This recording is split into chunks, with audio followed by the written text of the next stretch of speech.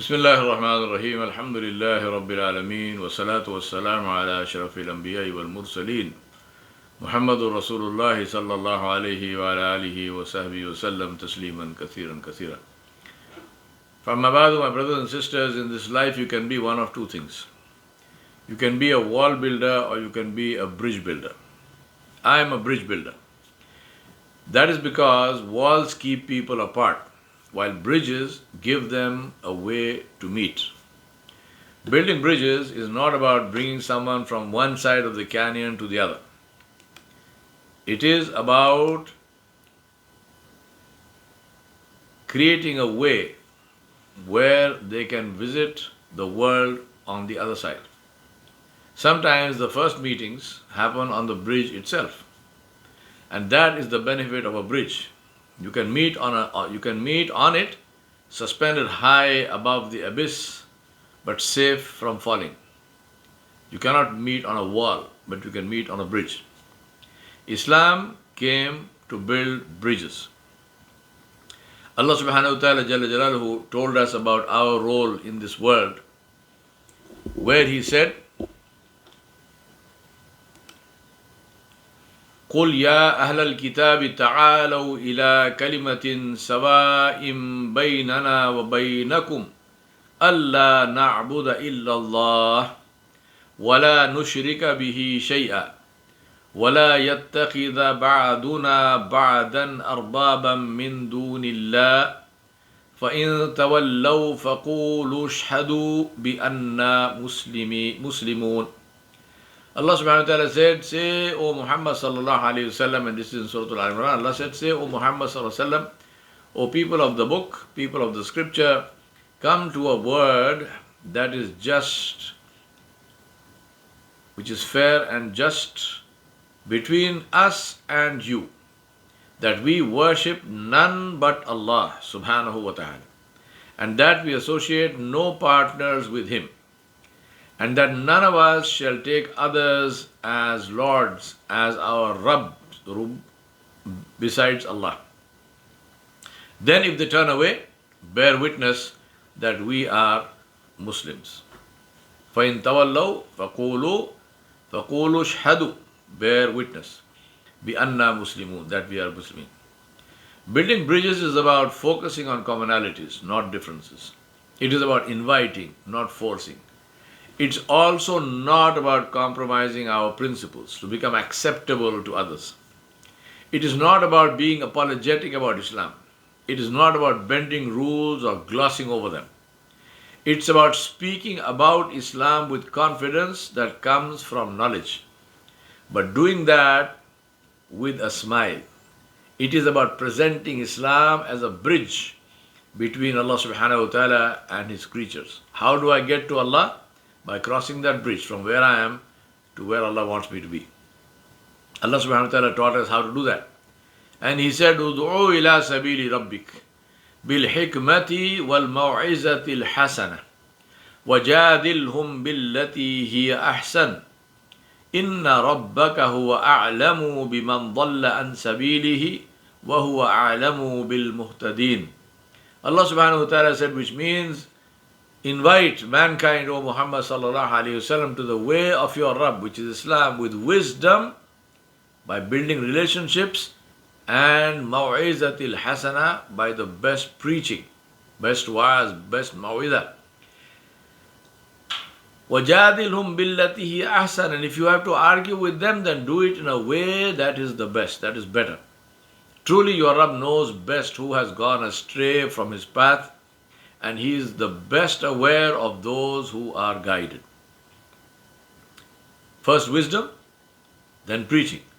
First build a relationship, and then preach in the best way and answer questions. That is the first principle of salesmanship. You can only sell to friends. So first, we make friends. Then we invite them to something which will benefit them. How do you build a bridge? By making 4 critical changes within ourselves. Change attitude, change perspective, change language, and change behavior. Let's look at each of these. Change attitude. Attitude is how we define ourselves. And that depends on what we believe about ourselves. This is partly what we have been told growing up, conditioning, which is called conditioning. Partly it is what we choose to tell ourselves throughout our life. So ask this question: how do I define myself? Values drive behavior, behavior drives results. Ask, what are my values? What are my beliefs? What are my attitudes? What are my stances? Because who I am determines what I do, which decides what I get. We are focused always on get. Get rich, get popular, get elected, get an education, get married, get. We forget that to get something, we must do something, and that depends on who we are. And that's a very important thing to remember. If we want to change what we get, we must change who we are. It is that simple.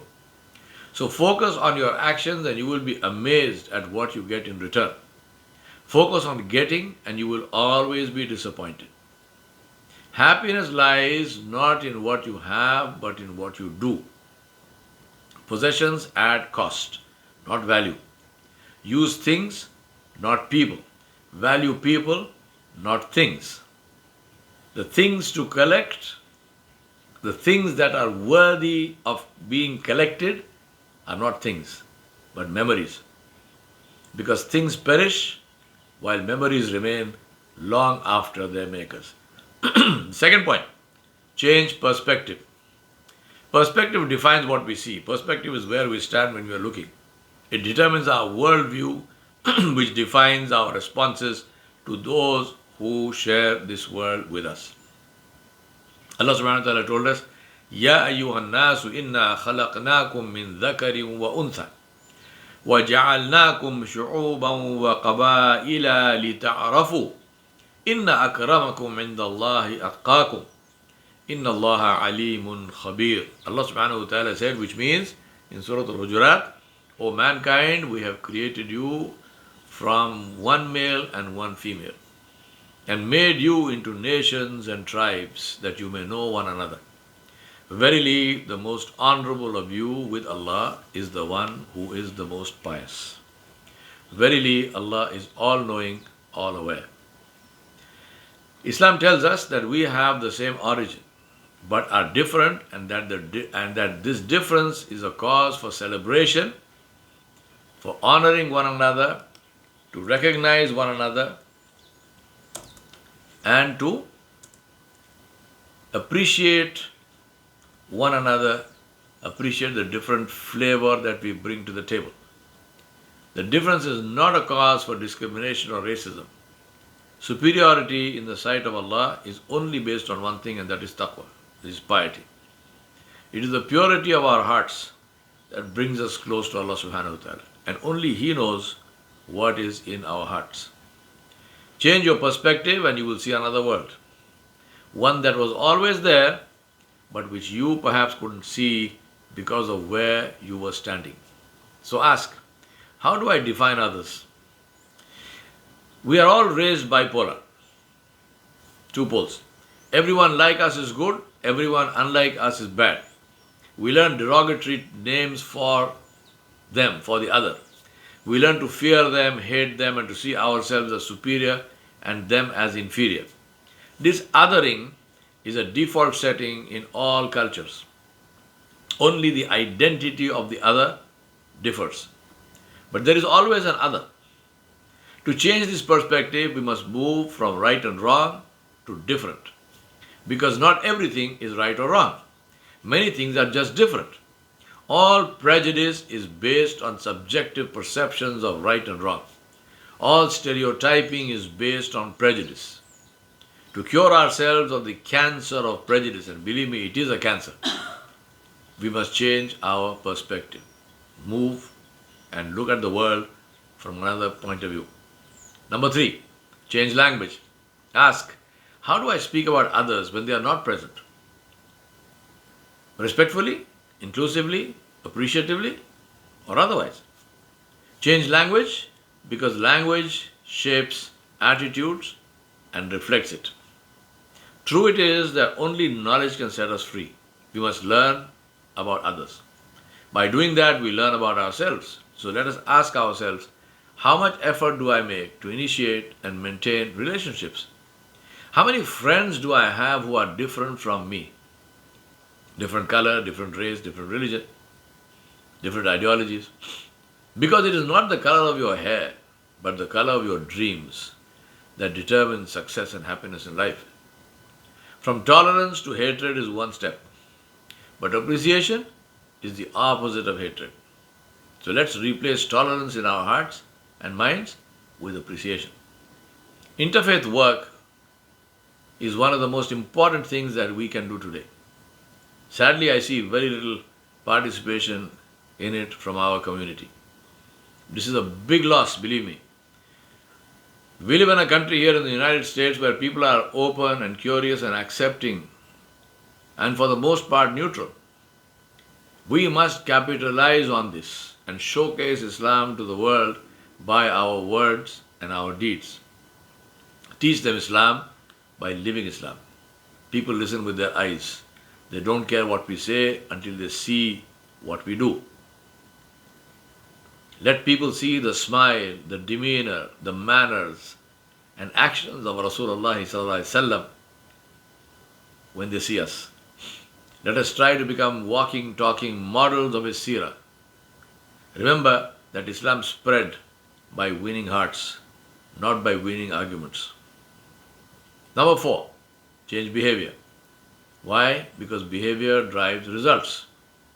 Collaboration is the door, communication is the key. Ask, how do I speak to myself, my internal conversation about those who are different from me?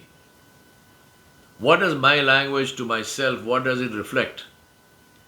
Remember that not everything is spoken aloud. The most powerful messages are heard only by you because it is what you say to yourself. It is critical to reflect on this because our internal talk guides our attitude and actions. As we think, so we speak, so we act, so we get responses. Only we can change this cycle and make it a journey of discovery and friendship. For many of us, this is an unconscious process. Our internal language, we are not conscious of it. People are shocked when they reflect and realize what they are saying to themselves. And even more when they realize that this sets in motion a spiral that is negative or positive. The power lies in accepting that we decide what we want it to be. The solution to this is knowledge. Ask Allah subhanahu wa ta'ala, what effort do I make to learn about others? Ask yourself this question, what effort do I make to learn about others? Remember that learning about human beings is only done by experience. Not on TV or social media, but by meeting the walking, talking, breathing, warm body called, fill in that blank. Put the name of the person who is different from you. You want to know about them, you got to go meet them. Do that respectfully, sensitively, in a spirit of inquiry.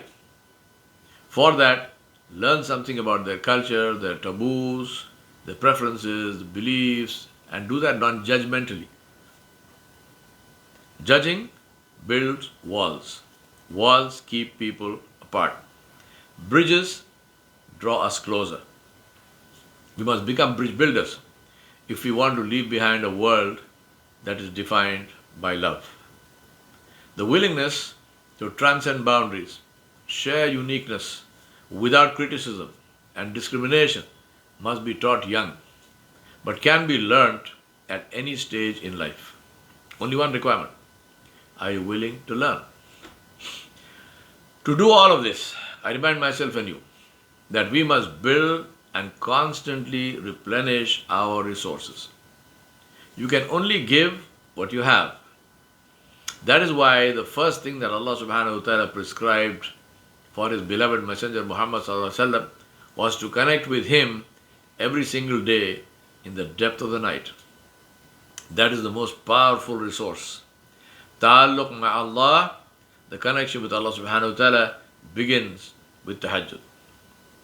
Allah subhanahu wa ta'ala said, Ya ayyuhal muzammilu qumil layla illa qalila نصفه أو انقص منه قليلا أو زد عليه ورتل القرآن ترتيلا إنا سنلقي عليك قولا ثقيلا إن ناشية الليل هي أشد وطعا وأقوم قيلا. Allah subhanahu wa ta'ala said, "Oh, you wrapped in garments," and he's addressing this very affectionate, beautiful way Muhammad sallallahu alaihi wasallam. Allah says, oh you wrapped in garments, stand to pray all night except a little, half of it or a little less than that or a little more, and recite the Quran aloud in a beautiful, pleasant, slow style. Verily, we shall send down to you a weighty word. Verily, the rising by night of the tahajjud is very hard and most potent and good for governing the soul, and most suitable for understanding the word of Allah. And for the one who prays tahajjud, Allah subhanahu wa ta'ala said, تَتَجَافَى جُنُوبُهُمْ عَنِ الْمَضَاجِعِ يَدْعُونَ رَبَّهُمْ خَوْفًا وَطَمَعًا وَمِمَّا رَزَقْنَاهُمْ يُنْفِقُونَ فَلَا تَعْلَمُ نَفْسٌ مَّا أُخْفِيَ لَهُم مِّن قُرَّةِ أَعْيُنٍ جَزَاءً بِمَا كَانُوا يَعْمَلُونَ. Allah said their sides forsake their beds, meaning they get up from their beds to invoke their Rabb, to call on their Rabb. بَيْنَ الْخَوْفِ وَالطَّمَعِ, between fear and hope, in a state that is between fear and hope. Fear of the punishment of Allah and hope for His forgiveness. And they spend in charity out of what we have bestowed on them. No person knows what is kept hidden for them of joy as a reward for what they used to do. In a hadith in Bukhari and Muslim, Abu Hurairah radiallahu anhu reported that Rasulullah sallallahu alaihi wasallam said, "Our Rabb Jalla Jalaluhu descends to the lowest heaven in the last third of every night, saying, who is calling upon me that I may answer him? Who is asking from me that I may give him?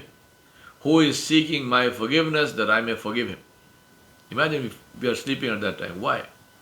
Abdullah ibn Salam radiallahu anhu reports, when Rasulullah sallallahu alaihi wasallam came to Medina, the people gathered around him and I was one of them.